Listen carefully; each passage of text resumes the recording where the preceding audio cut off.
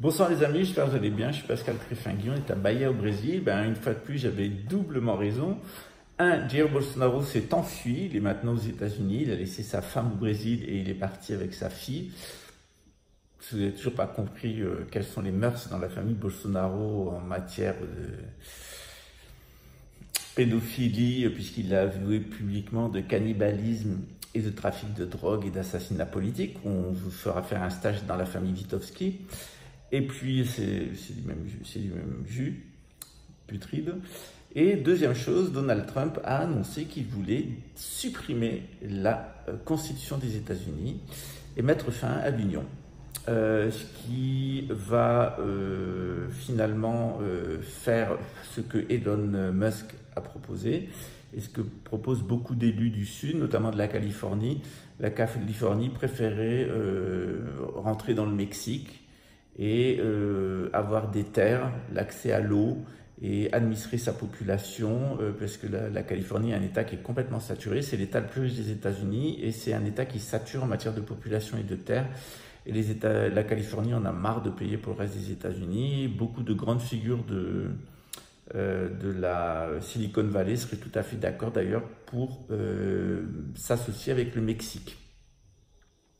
On comprend un petit peu mieux d'ailleurs pourquoi Donald Trump tenait absolument à ce mur qui n'a jamais été fini. Donc deuxième élément, et cet élément il confirme ce que nous disait Dimitri Medvedev. Évidemment tout ça est décidé dans les Eurolodge, c'est-à-dire la fin des États-Unis elle est actée.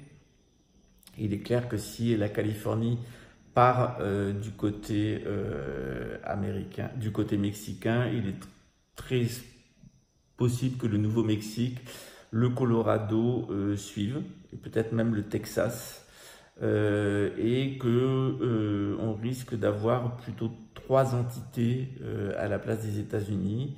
Une entité nord qui engloberait le Canada, l'État de New York, etc., si c'est encore habitable.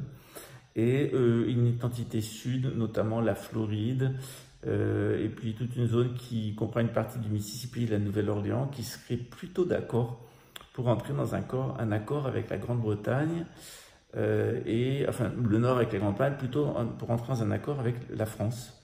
C'est-à-dire on a une tripartition des États-Unis, une explosion qui va ramener à la situation précédente, c'est-à-dire une partie liée à la couronne britannique et au Canada, une partie liée à la France et une partie liée au Mexique, parce qu'après tout, c'est ce qu'étaient les États-Unis, 13 États coloniaux britanniques,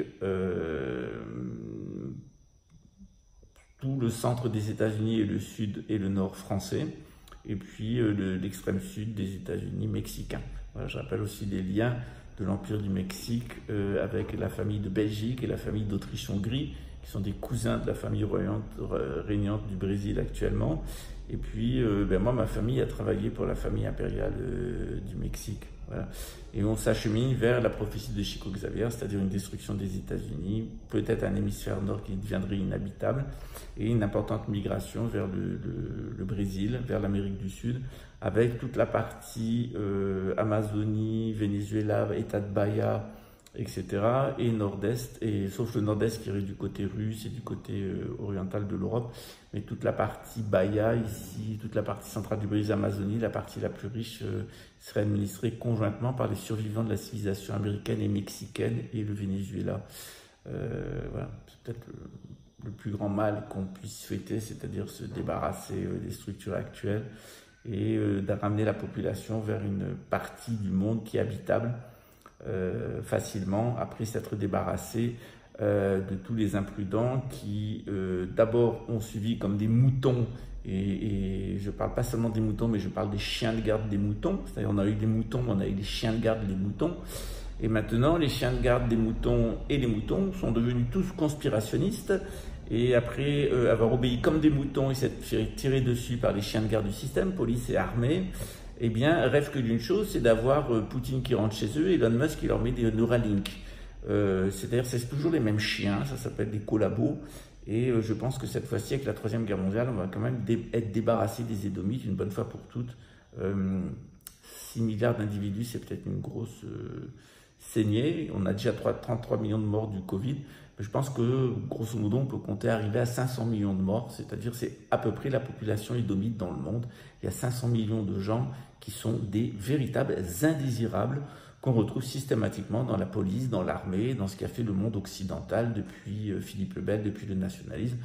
Et le déterminisme historique est en train de nous débarrasser de ces indésirables néandertaliens, édomites, prêts à se mettre un uniforme de guignol pour s'envoyer des bombes atomiques sur la gueule et mettre la population sous hypnose pour la faire muter génétiquement et l'exterminer. Il faut quand même comprendre qu'il y a 500 millions de personnes dans cette humanité qui sont des déjections génétiques et qui sont des tarés, avec une concentration dans les polices et dans les armées occidentales qui sont absolument considérables et qui vont vers leur propre fin, qui vont à Armageddon.